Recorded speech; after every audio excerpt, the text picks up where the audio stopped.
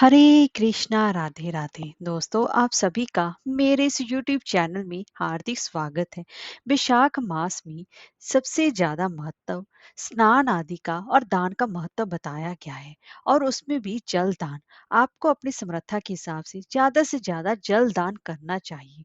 अगर आप किसी कारणवश खुद जल का दान नहीं कर सकते तो आप किसी और से भी कहकर जल का दान करवा सकते हैं। इससे भी आपको पुण्य की प्राप्ति होती है। और इस मौसम में सबसे ज्यादा गर्मी पड़ने लगती है, इसीलिए इस मौसम में जल दान अवश्य ही आपके पुण्य को बढ़ाने वाला और पापों का क्षय करने वाला है। इसलिए सभी को वैशाख के महीने में जल का दान अवश्य ही करना चाहिए। तो चलिए आज की हम कथा प्रारंभ करते हैं। आज मैं आपको वैशाख मास महात्म का 9वां अध्याय श्रवण करवाने जा रही हूँ। इसके पहले के 8 अध्याय मेरे चैनल पर अपलोड है, आप वहां पर जाकर श्रवण कर सकते हैं। चलिए आगे की कथा प्रारंभ करते हैं। यमराज से शुभ अशुभ कर्म जिनके द्वारा स्वर्ग नरक की प्राप्ति होती है, उन्हें सुनने के बाद शौनकादि ऋषियों से श्री सूत जी बोले। ब्राह्मण ने धर्मराज जी से पूछा कि हे धर्मराज, विशाख मास में प्रातःकाल स्नान करके एकाग्रजित हुआ पुरुष भगवान माधव का पूजन किस प्रकार करे तथा इसकी विधि का वर्णन करे। तब धर्मराज जी ने कहा कि हे ब्राह्मण, जो विशाख मास महात्म में पत्तों की जितनी जातियां हैं, उन सब में तुलसी भगवान श्री विष्णु जी को अधिक प्रिय है। और पुष्कर में आदि जितने तीर्थ हैं, गंगा आदि जितनी नदियां हैं तथा वासुदेव आदि जो जो देवता हैं, वे सभी तुलसी दल में निवास करते हैं। अतः तुलसी सर्वदा और सब समय भगवान श्री विष्णु जी को प्रिय मानी गई है। कमल और मालती का फूल छोड़कर तुलसी का पत्ता ग्रहण करें और उसके द्वारा भक्ति पूर्वक माधव की पूजा करें। उसके पुण्य फल का पूरा पूरा वर्णन करने में कोई भी समर्थ नहीं है। जो बिना स्नान किए ही देव कार्य या पितृ कार्य के लिए तुलसी का पत्ता तोड़ता है, तो उसका सारा कर्म निष्फल हो जाता है और तथा वह पंचगव्य पान करने से ही शुद्ध होता है। जैसे हर्रे बहुत सारे रोगों को तत्काल हर लेती है, उसी प्रकार तुलसी दरिद्रता और दुख आदि से संबंध रखने वाले अधिक से अधिक पापों को भी शीघ्र ही दूर कर देती है। तुलसी काले रंग के पत्ते वाली हो या हरे रंग की, उसके द्वारा श्री मधुसूदन जी का पूजन करने से प्रत्येक मनुष्य की विशेषता उसके पुण्य की प्राप्ति होती है। इसीलिए विशेष भगवान का भक्त नर से नारायण हो जाता है। जो पूरे वैशाख मास में तीनों संध्याओं के समय तुलसी दल से भगवान श्री हरि विष्णु जी की पूजन अर्चन करता है, उसका पुण्य इस संसार में जन्म नहीं होता। फूल और पत्तों के ना मिलने पर अन्न आदि के द्वारा धान, गेहूं, चावल अथवा जौ के द्वारा भी सदा श्री हरि जी का पूजन अवश्य करें। तत्पश्चात सर्वदेव में भगवान श्री विष्णु जी की प्रदक्षिणा करें। इसके बाद देवताओं, मनुष्यों, पितरों तथा चराचर जगत का तर्पण करना चाहिए। पीपल को जल देने से दरिद्रता, काल करनी एक प्रकार का रोग होता है, दुख स्वपन, दुश्चिंता तथा संपूर्ण दुख नष्ट हो जाते हैं। जो बुद्धिमान पीपल के पेड़ की पूजा करते हैं, उन्हें अपने पितरों को तृप्त कर दिया है। भगवान विष्णु जी की आराधना कर ली तथा संपूर्ण ग्रहों का भी पूजन कर लिया। अष्टांग योग का साधन स्नान करके पीपल के वृक्ष का सिंचन तथा श्री हरि गोविंद जी का पूजन करने से मनुष्य कभी दुर्गति को प्राप्त नहीं होता। जो सब कुछ करने में भी असमर्थ हो, वह स्त्री हो या पुरुष, यदि पूर्वोक्त नियमों से युक्त होकर वैशाख की त्रयोदशी, चतुर्दशी और पूर्णिमा तीनों दिन भक्ति से विधि पूर्वक प्रातः स्नान करें, तो सब पातकों से मुक्त होकर अक्षय स्वर्ग का वासी होता है।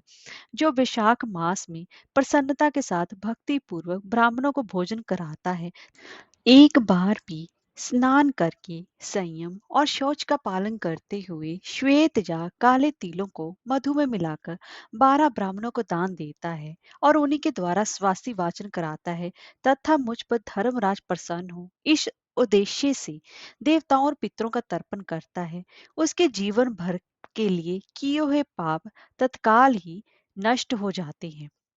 जो वैशाख की पूर्णिमा को मणिक यानी कि मटका, जल के घड़े, पकवान तथा स्वर्ण में दक्षिणा दान करता है उसे अश्वमेध यज्ञ का फल मिलता है। इतनी कथा कहकर सूत जी कुछ रुके, फिर पुनः बोले। इसके बाद यमराज जी ने ब्राह्मण के इस विषय में एक प्राचीन इतिहास कहा, जिसमें कि एक ब्राह्मण का घने वन के भीतर प्रेतों के साथ संवाद हुआ था। मध्य प्रदेश में एक धन शर्मा नाम का ब्राह्मण रहता था। उसमें पाप का लेश मात्र भी नहीं था। एक दिन वह कुश आदि लेने के लिए वन में गया हुआ था। वहां उसने एक अद्भुत बात देखी। उसे तीन महाप्रेत दिखाई दिए जो बड़े ही दुष्ट और भयंकर थे। ब्राह्मण धन शर्मा उन्हें देखकर डर गया। उन प्रेतों के केश ऊपर को उठे हुए थे, लाल लाल आंखें, काले काले दांत और सूखा हुआ उनका पेट था। धन शर्मा ने उनसे पूछा कि तुम लोग कौन हो?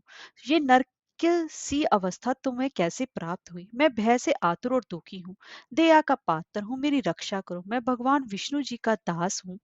मेरी रक्षा करने से भगवान तुम लोगों का भी कल्याण करेंगे। भगवान विष्णु ब्राह्मणों की हितैषी हैं।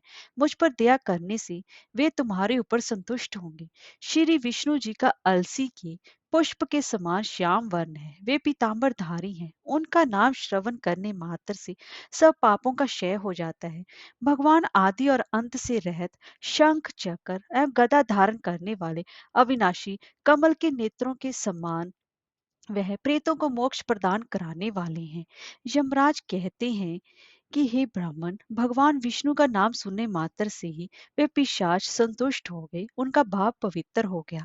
वे दया और उदारता के वशीभूत हो गए। ब्राह्मण के कहे हुए वचन से उन्हें बड़ी ही प्रसन्नता हुई। उसके पूछने पर वे प्रेत इस प्रकार बोले कि हे दीन ब्राह्मण, आपके ही दर्शन मात्र से तथा भगवान श्री हरि जी का नाम सुनने से इस समय हम दूसरे ही भाव को प्राप्त हो गए।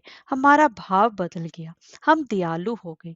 वैष्णव पुरुष का समागम निश्चय ही पापों को दूर भगाता है, कल्याण से संयोग कराता तथा शीघ्र ही यश का विस्तार करता है।